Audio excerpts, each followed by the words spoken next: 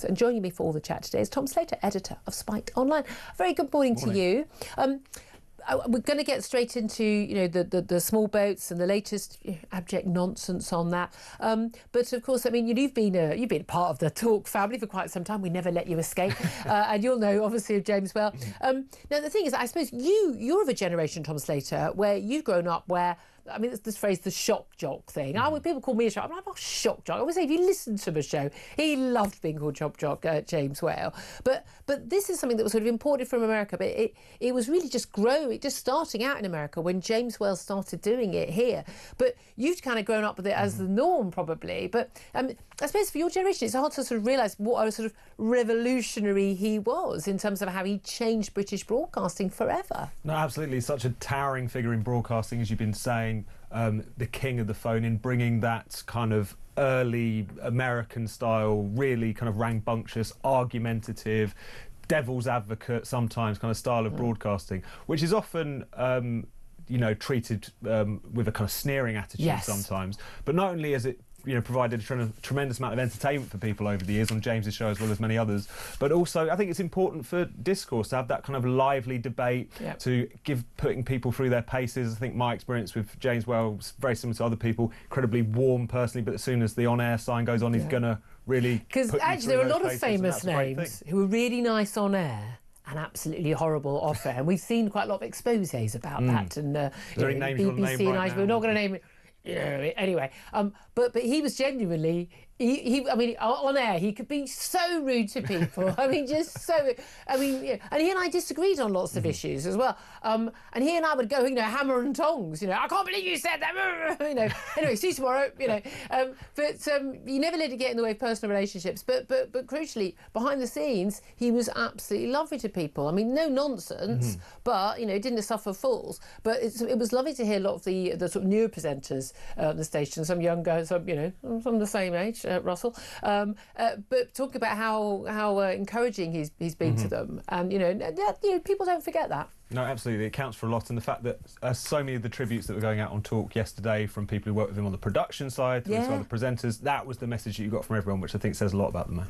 Absolutely. Well, we're going to be talking to the wonderful Tony Blackburn in the next time. We're also going to be talking to his great friend Lizzie Cundy a little bit later as well. Look, let's talk about small boats. I can't believe they're going to be quite the same tribute to Keir Starmer and Faye Cooper in the years to come. I'm very surprised. Basically, this migrant deal we heard about from Keir Starmer and Emmanuel Macron at their summit, which Keir Starmer was basically on his knees in the behind the closed doors going, please give me the deal before you leave after the summit. I need something to show for it. This deal comes into force from today, but the first detention is set to begin by the end of the week. Now, the cunning plan is that we've got a load of migrants coming from France who aren't from France, but we're going to detain, we're told, up to 50 a week in this pilot scheme that runs for 11 months. Don't know why 11 months, but there we are. And then they're going to reassess it, and maybe they upgrade it, maybe drop it, might fall beforehand. But about 50 a week are going to come here, and in return, we're going to take 50 asylum seekers who apply legally from France, who've got not only they've been vetted, criminally vetted and all of that, but they've also got a stronger claim to be here. Apparently that includes sort of knowing someone here, which is great. I know people in loads of different countries, so I just apparently go live anywhere I want. And then everything will be fine and dandy, and that message will get across, and people will stop paying people smugglers to come here. This is patently a load of nonsense, isn't it? If it were every single person who arrived here was detained and then sent back to France, I mean, you could solve this problem in a matter of weeks. I mean, literally it'd be gone. Half the people turning up in France wouldn't bother turning up because they know, well, I'm not going to be able to get to Britain. We know that something like 30 or 40% of people who arrive in Europe, their aim is to get to Britain eventually because we're seen as a soft touch. So if we weren't a soft touch, you were detained and not put in, my local Holiday Inn, as asylum seekers have been put in, then it wouldn't be an issue. However, not only are we going to only return 50, we're going to take another 50 people. Now, I'm going to go out on a limb here and guess that those 50 people will be the one main family member. And then we get all of their family. Many of these families come from countries where it's quite the norm to have 3, 4, 5, 6 children. Their other half, probably their brothers and sisters, probably their cousins, certainly in the years to come, will be eligible to come because they'll know someone in Britain. And we've also still got, roughly on average, 800 people a week coming on the small boats. And there's nothing to deter them. This is not going to deter people coming on the boat. So we're going to end up with 50 come in of the 800. Those 50 get sent home, so we've got 750. But we're going to get another 50 back, so we're back up to 800, plus all their family members. So we're probably going to be up to about, I don't know, 1,200 plus. I'm not sure this is a good deal for us, Tom. Why are you so surprised? I mean, the deal-making skills of Keir Starmer are second to none, as we know, and he's managed this time around to produce something. It's not clear as it's anyone's interest, certainly not our own. I mean, this was originally sold as one in, one out, which I think to a lot of people who are concerned about immigration, even standing still doesn't sound like a particularly great proposition. It turns out, because it's only 50 a week that we're looking at, it's more like 17 in, one out. And then you have this question, as you say, about families. Yvette Cooper's been quite quick, the Home Secretary, this morning to say that, you know, however many people come over, the equal number of people we sent in the other direction. Yeah. But at the same time, there's how the courts get involved. There's we've already got the threat of right legal to family action. life, legal action, all that kind of thing means that it could easily end up being just as you say. And what's fascinating about this is, like, even if this works perfectly on its own terms, it won't touch the sides, which I think is this government summed up on. No, this is the thing, because we have announcement after announcement on things, and they always seem, even at the, I mean, you know, I see this announcement under embargo on Sunday for Monday. We discussed it on the show yesterday, extra £100 million for border security. And we all just go, yeah, you know, here we go. And again, well, if you know, you've been in power for a year and we've seen a 49% increase in the number of people coming in the same time period of this year as compared to last year. You might have thought of spending that money sooner and hiring some more border security guards. I can't imagine you just pluck them off the tree and get them starting on Monday as of yesterday.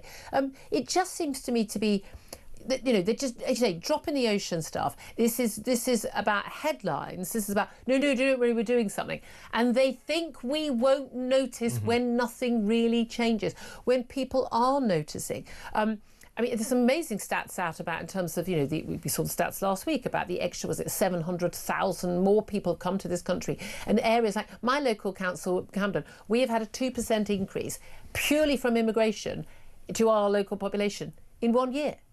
In 1 year, 2% more people. So you know, I mean, you know, that's a huge 1 in 50. You know, that's a huge increase. And these people coming to live in my local neighbourhood in just 1 year. Well, we haven't built that many new homes. We haven't got more parking spaces on the roads because the roads are all, you know, jam-packed. We haven't got more buses. We haven't got more doctor surgeries, more hospitals. We haven't got more schools suddenly propping up. So where are all these people going? And it's no wonder the Office Budget Responsibility, you know, the financial watchdog, has said, you know, immigration is piling unsustainable pressure on public services. And that's the legal migration. People who are supposed to be coming here as an economic benefit. And they're saying we need to be relying on, you know, our own workless people to get their act together. But the cost of the illegal migration, although it's on a smaller scale, is huge and rising exponentially in terms of the cost of these four-star hotels and the long-term benefits these people are on and the legal challenges, you name it. And it's so fascinating how quickly this debate is moving on as well, because arguments that previously would hear you shouted down as some kind of sinister xenophobe are now being far right, racist, bigot, yada. We all remember that all the old tunes are now being said by leading figures at the Office for Budget Responsibility, people who for many years, whenever people would say quite commonsensically and correctly,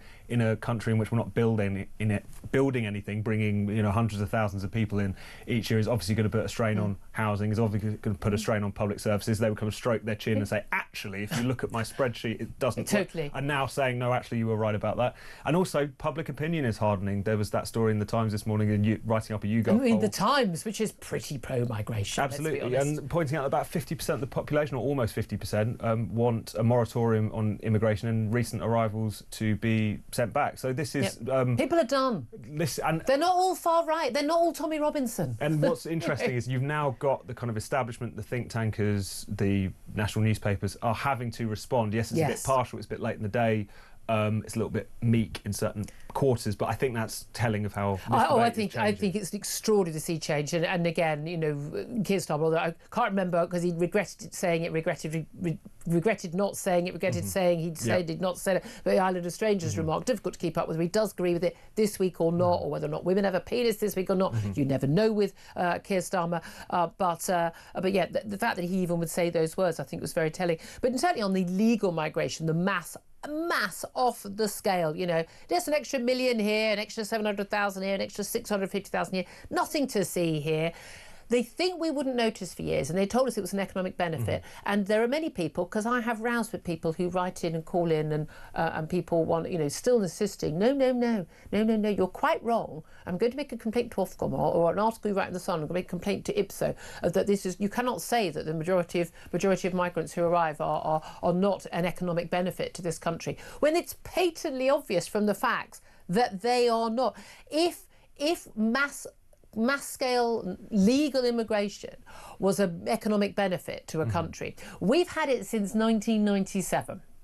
We have had flatlined growth for much of that time, certainly since 2010, and it was put on steroids by the Tories in 2010. Instead of taking it down to in the tens of thousands, as David Cameron promised, it actually went up and up and up. And again, Boris Johnson was the worst offender on this and should be out of all prospect of ever returning to public office on that fact alone, among every one of his other sins. And he did it without telling us as well, which is even worse, having told us the exact opposite in public, that we'd be the booming economy of the world if immigration delivered that. It clearly doesn't. And we're supposed to have a points-based system where we're choosing the brightest and the best. I mean, it's also absolutely clear now that what the immigration lever, the reason it's been pulled so many times by successive governments, is to kind of try and cover up for a lot of economic decay, problems in the labour market, the fact that so many people, including now young people most alarmingly, have just been put out to pasture, not working, sickness benefits, all the rest of it.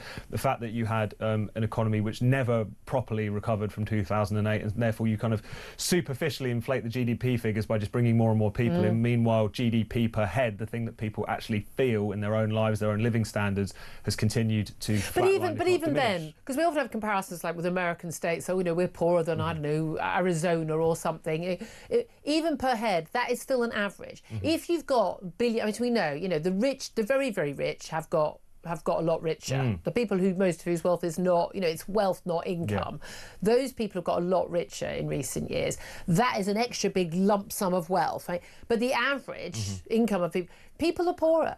There are very, very few people in this country, apart from the very, very, very top earners, who are quite completely insulated from these things, who since 2010 have not been just getting slowly poorer. The quality of life, what they can buy with the income they've got, what they get in return for it, whether it's housing, whether it's buying okay, some things have gone down in cost, but white goods over the years, might go to a washing machine cheaply, but in terms of your car, your food shop and everything, all that's gone up. No, and also they've experienced many millions of people real terms pay cuts over the years. Again, since 2008, things not properly recovering.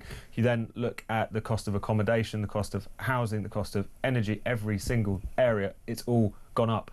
And this is something which makes people's frustration with the immigration system and frustration with just the way society is going even more acute. They're paying higher taxes than they have for worse public services, out of less money. Meanwhile, they read in the papers over the weekend that more and more asylum seekers are being given free NHS passes. It's these things, you put it together, this is a recipe for social conflict, and hopefully this is the point at which you will actually see a bit more responsibility from this government to try and pull back. But I just think that this Labour Party, kind of any Labour Party, but this one maybe in particular because it's run by human rights lawyers, is kind of constitutionally incapable of dealing with this issue. It will try to come up with little technocratic fixes around the edges like this one in, one out. To appear to deal with the issue. But they can't. No, not only can they not, they can't because they're not, I don't think they're clever enough. I think they're not. But the main reason they won't do it is they don't actually believe it's a problem. We discussed this on the show yesterday as well. I don't mean to bang on the same subject, but we've got the same problems today as we had yesterday. They're still here. They genuinely don't really think it's a problem.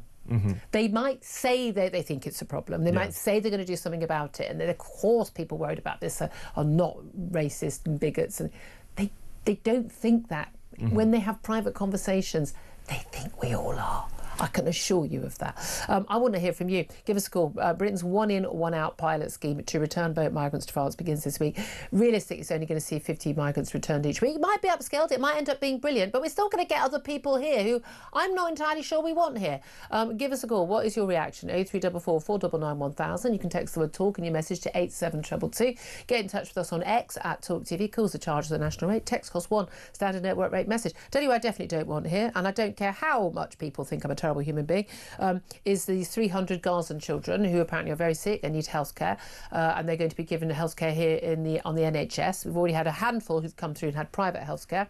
But this is going to be on the NHS because, of course, we have no waiting list on the NHS for any British children. Absolutely not. Everything's absolutely fine for them. No child is dying from waiting for cancer treatment or getting to see a GP. Of course they're not. So, of course, we're going to treat children from abroad. They will be a priority. Yvette Cooper, yesterday on radio today, was asked, do you expect any of these 300 children to stay? And she said yes, they do expect some will stay. The answer, of course, is they will all stay, pretty much, and their families, and then they will bring more of their families in, and then we have a whole load of people British people, I don't believe, have asked and wanted to have come to this country. I'm all for these children getting treatment. It's awful. Any child. I don't care what your nationality is. I don't care what your religion is. I don't care what your skin colour is. It's utterly irrelevant to me. We want every child in the world to be treated. But we're not bringing children in from Yemen and Sudan. I don't know why. Well, those kids apparently don't matter.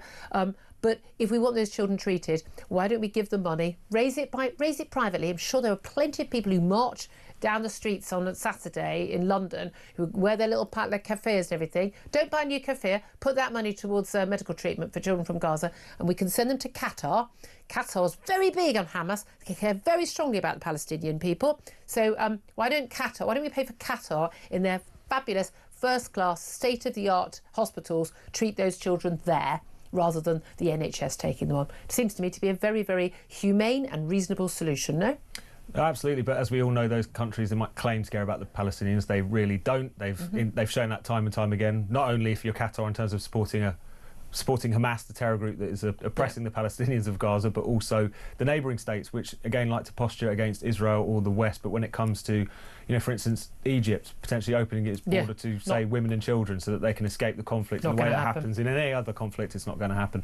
So it really shines a light on the hypocrisy of many of the players in all of this. And as you say, legitimate concerns that even something as simple or seemingly as circumspect as just offering treatment to Gazan children, because of our insane human rights laws and so on, because we had those employment tribunal cases recently where you saw, again, attempts at claims being made despite the fact there is no Gazan refugee route that has been sketched out, that has democratic... Trying to use the Ukrainian route. Exactly. All of this, it's making these things even more fraught than they would have been previously. Absolutely. There's so much more I want to talk about, including all-out war in Gaza. We'll talk about that a little bit later. But also, my favourite story of the day, a zoo asking for people's unwanted pets to be given to them so they can feed them to captive predators.